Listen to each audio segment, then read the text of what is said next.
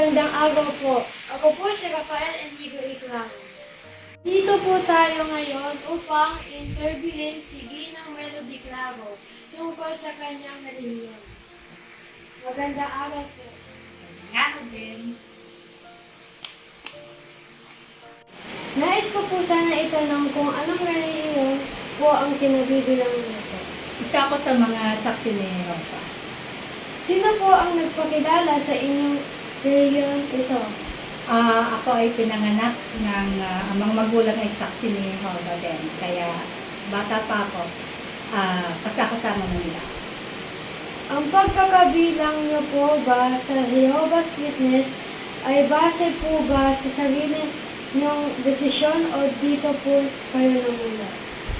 Bagamat ako'y lumaki sa mga saksi ni Jehovah, pero nagdesisyon akong maging saksi ni Jehovah mismo noong 1986, nasa 16 years old na ako.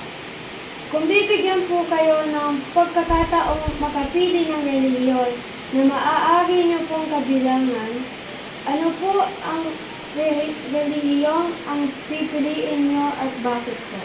Ito pa rin bilang sa saksi ni Jehovah kasi nag-aral din naman ako ng Bible, nalaman ko doon kung ano talaga ang sinasabi tungkol sa Diyos na Jehovah at sa kanyang anak na si Jesus. Kaya talagang Jehovah's Witness ako.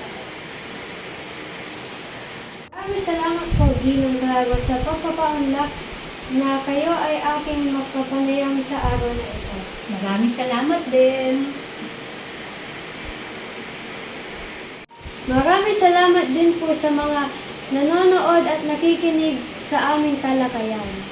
Paalala lang po sa lahat na anuman ang ating maging relihiyon o magkaiba man tayo ng relihiyon, ay marapat na igalang at irespeto natin ang bawat isa.